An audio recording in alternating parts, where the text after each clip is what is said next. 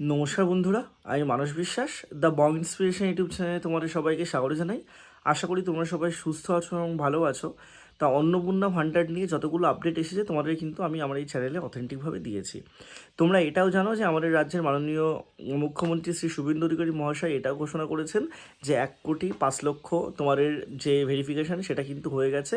হয়ে যাওয়ার পর তোমাদের কিন্তু 1 তারিখে বা 1 জুলাই তোমাদের জুন মাসের টাকাটাও ঢুকবে এবং তারপরে হয়তো জুলাই মাসের টাকাটাও ঢুকবে।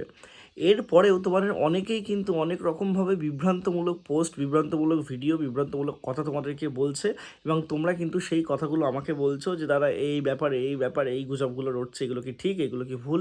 তা সেগুলো নিয়েই বলবো।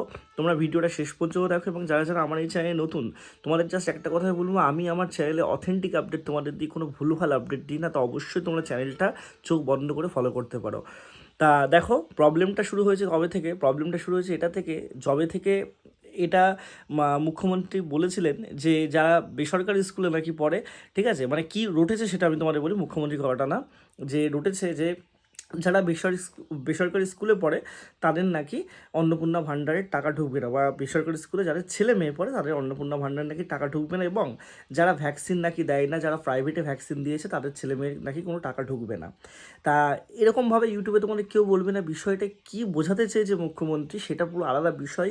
আর কি তোমরা বুঝছো বা মানে অন্যান্য যারা চ্যানেলে আছে যারা বলছে সেটা কিন্তু অন্য রকম বলছে। দেখো, আমাদের ভারতের সংবিধান যখন তৈরি হয়, বা বলতে পারো আমরা ভারতবর্ষ যখন স্বাধীন হয়, তখন কিন্তু ভারতবর্ষের সংবিধানে একটা কথা কিন্তু উল্লেখ ছিল যে ভারতবর্ষকে একটা ওয়েলফেয়ার স্টেট হিসাবে, ঠিক আছে, কিন্তু পরিচালনা করতে হবে।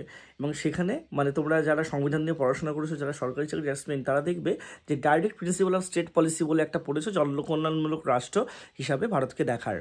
তা সত্যি কথা বলতে 3,000 টাকাটা, এই 3,000 টাকা যে তোমাদের ফাইন্যান্সিয়াল এইডটা দেওয়া হচ্ছে, এটা কিন্তু অবশ্যই যে প্রান্তিক মানুষজন আছে সেই প্রান্তিক মানুষজনদেরকেই দেওয়া হচ্ছে। প্রান্তিক সেই যে মহিলারা আছে যারা মানে সত্যি যাদের দরকার, 3,000 টাকাটা যাদের কাছে অনেকটা বেশি, ঠিক আছে, তাদেরকে কিন্তু এই টাকাটা দেওয়া হচ্ছে। একটা কথা মাথায় রাখো, মানে একটা সংসারে, আমি নর্মালি বলছি, যারা বিলো পভার্টি লাইনে আছে তাদের কাছে মানে অনেকে তো গ্যাস ইউজ করে, অনেকে গ্যাস ইউজ করে না। আমি পার মান্থ হিসাব করেও বলছি, একটা গ্যাসের টাকা, একটা ইলেকট্রিক বিলের টাকা, তারা যদি কোনো পানীয় জল খায় সেই জলের টাকা, ইভেন অনেক রকম টাকা কিন্তু এই যে 3,000 টাকার মধ্যে সত্যি কিন্তু হয়ে যায়, ঠিক আছে। এবার বিষয়টা হচ্ছে মানে মুখ্যমন্ত্রী এই কথাগুলো বলেছেন এই কারণেই, সমাজের যে প্রান্তিক মানুষগুলো যারা এখনও বিভিন্ন সরকারি প্রকল্প থেকে দূরে আছে তারা যাতে আরও আসে, তারা যাতে আরও মানে সরকারের যে প্রকল্পগুলো অনেকেই কিন্তু এখনও জানে না কি প্রকল্প আছে, কেন প্রকল্প আছে, কীভাবে কী হয়, সেগুলোতে যাতে তারা আসে, সেই কারণে তিনি কিন্তু এটা বলেছেন।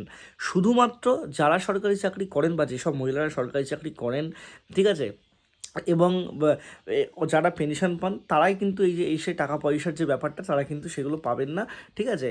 মানে এছাড়াও কিন্তু অন্য কোনো কথা বলা হয়নি, কোথাও অন্য কোনো কথা বলা হয়নি, বিকৃতভাবে এই জিনিসগুলোকে কিন্তু বলা হচ্ছে, ঠিক আছে। বেসরকারি স্কুলে যদি কোনো মানে ছেলে বা মেয়ে অবশ্যই পড়াশোনা করে, তার মা অবশ্যই কিন্তু অন্নপূর্ণা ভাণ্ডারের টাকাটা পাবেন, ঠিক আছে। এরকম একদমই কোথাও বলা নেই যে বেসরকারি স্কুলে পড়ালে হবে না বা এরকম কোনো কিছু।